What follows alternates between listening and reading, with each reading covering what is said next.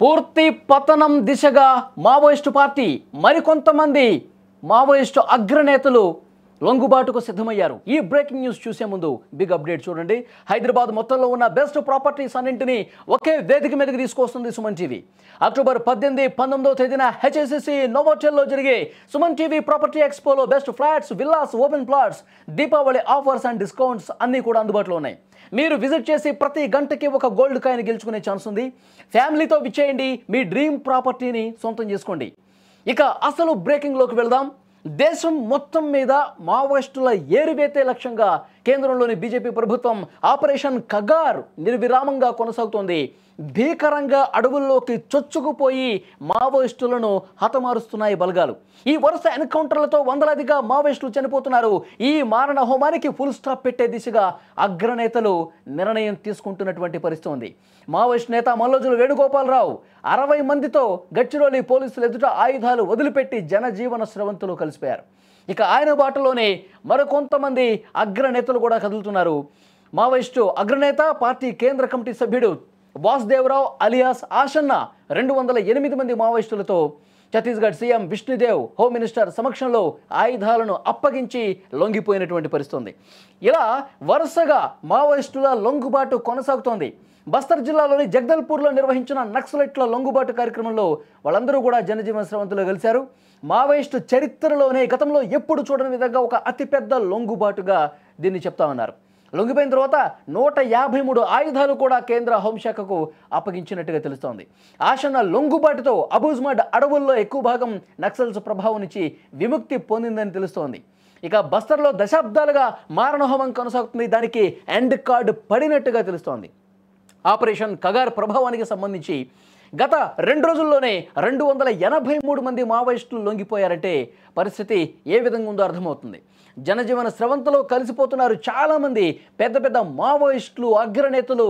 గతంలో భీకర దాడులు చేసినటువంటి మావోయిస్టులు కూడా ఇప్పుడు అందరూ లొంగిపోతున్నటువంటి పరిస్థితి ఉంది. పెద్ద మొత్తంలో మావోయిస్టులు అందరూ కూడా లొంగిపోతున్నారు. మీరు విజువల్స్లో చూస్తూ ఉన్నారు.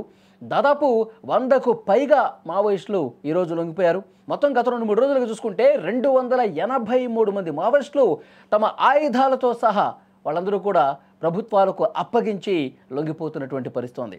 కేంద్ర ప్రభుత్వం చాలా స్పష్టంగా చెప్తుంది, మీరు దయచేసి లొంగిపోండి, ఆయుధాలతో సహా లొంగిపోండి. ఇదొక చక్కని అవకాశం, మీరు ఉపయోగించుకోండి.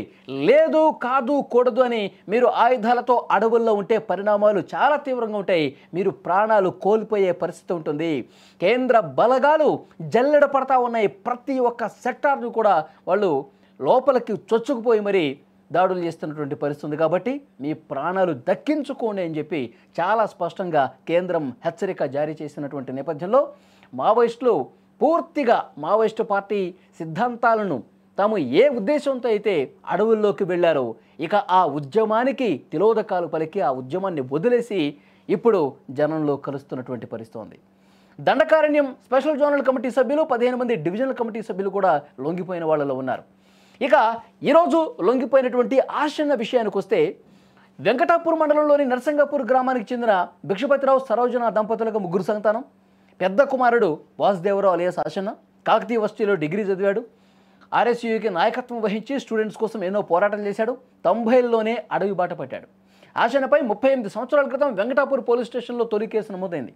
టీడీపీ హోంమంత్రి మాధవరెడ్డి బాంబు పేలుడు ఘటన, ఐపీఎస్ ఉమేష్ చంద్ర కాల్చివేత, అలిపిరి దగ్గర ముఖ్యమంత్రి చంద్రబాబు కాన్వాయ్ని బాంబు పెట్టి పేల్చిన ఘటన, ఇవన్నీ కూడా ఆషన్న నాయకత్వం వహించినట్టుగా పోలీసులు రికార్డుల్లో చెప్తున్నటువంటి పరిస్థితి ఉంది.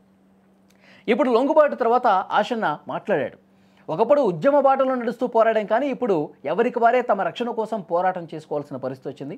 ఆయుధాలు వదిలి జనజీవన స్రవంతిలో కలిసి ప్రజల కోసం పోరాటం చేద్దాం. లొంగిపోవాలనుకుంటే ఆయన ఒక ఫోన్ నెంబర్ కూడా ఇచ్చాడు. మీరు లొంగిపోవాలి అనుకుంటే నన్ను కాంటాక్ట్ అవ్వండి. ఇది లొంగుబాటు కాదు, జనం కోసం ఇంకొక రూపంలో మనం పోరాటం చేయటమే అని చెప్తున్నాడు. ప్రభుత్వ సూచన మేరకే జనజీవన స్రవంతిలో కలుస్తున్నామని చెప్తున్నాడు. ఉద్యమంలో ఎంతోమంది అమరులైన వాళ్ళందరికీ కూడా జోహార్లని ఆశన్న తన సహచరులను ఉద్దేశించి మాట్లాడిన పరిస్థితుంది. మావోయిస్టుల అగ్రనేతలు వరుస లొంగుబాటుతో పార్టీ బలం తగ్గింది, పతనం దిశగా ముందుకు సాగుతున్నటువంటి పరిస్థితుంది. ఇప్పుడు మల్లోజులతో పాటు ఆశన్న బాటలోనే చాలామంది మావోయిస్టు అగ్రనేతలు కూడా ఇంకా ఉంటే దాదాపు 500 లోపే ఉంటారంట. వాళ్ళు కూడా ఎట్టి పరిస్థితుల్లో తమ ఆయుధాలను ప్రభుత్వాలకు అప్పగించి జనంలో కలిసిపోవటానికి సిద్ధమవుతున్నారట్టుగా అన్నట్టుగా సమాచారం వస్తుంది. చాలామంది మొత్తం అడవులన్నీ కూడా ఖాళీ చేసేస్తున్నారు మావోయిస్టులు. ఎందుకంటే కేంద్రం చాలా స్పష్టంగా ఆపరేషన్ కగారు చేపట్టింది. మావోయిస్టు రహిత భారత్ లక్ష్యంగా ముందుకు కదులుతున్న నేపథ్యంలో ఇప్పుడు టెక్నాలజీ కూడా పెరిగింది. పెద్ద హెలికాప్టర్లో అడవుల్ని జల్లెడ పడతా ఉన్నారు. మావోయిస్టుల ప్రభావం ఎక్కడెక్కడ ఏ జిల్లాల్లో ఉందో అన్నీ కూడా చెక్ చేస్తున్నటువంటి పరిస్థితి ఉంది. సీసీ కెమెరాలు అక్కడ ఈ ఏవైతే అధునాతన టెక్నాలజీతో కూడినటువంటి డ్రోన్ కెమెరాస్ ఉంటాయో వాటి సాయంతో జల్లెడ పడతా ఉన్నారు. అధునాతన ఆయుధాలతో అడవుల్లోకి బలగాలు చుచ్చుకుపోతున్నటువంటి పరిస్థితి ఉంది. చాలా వరకు ఎన్కౌంటర్లు జరిగినటువంటి పరిస్థితి ఉంది. పెద్ద పెద్ద మావోయిస్టులు చనిపోయినటువంటి పరిస్థితి ఉంది. కాబట్టి ఇప్పుడు అందరూ కూడా మీరు జనంలో కలవటానికి ఒక అవకాశం కల్పిస్తున్నాం, అందరూ రండి అని చెప్పి కేంద్ర ప్రభుత్వం ఒక పిలుపిచ్చిన నేపథ్యంలో అందరూ తమ ఆయుధాలతో లొంగిపోతున్న పరిస్థితి చాలా స్పష్టంగా కనిపిస్తుంది. ఇక మావోయిస్టులు ఒకప్పుడు ఉండేవాళ్ళు అన్న స్థాయికి ఇది రావాలి అని చెప్పి కేంద్ర ప్రభుత్వం చాలా కంకణం కట్టుకొని ముందుకు పోతున్నటువంటి పరిస్థితుల్లో ఈరోజు మావోయిస్టు అగ్రనేతలందరూ కూడా లొంగిపోతూ ఉన్నారు, జనంలో కలుస్తున్న పరిస్థితి. మరికొద్ది రోజుల్లోనే అడవులు అన్నీ కూడా పూర్తిగా మావో రహితంగా మారే పరిస్థితి ఉందని కేంద్ర ప్రభుత్వం చెప్తోంది.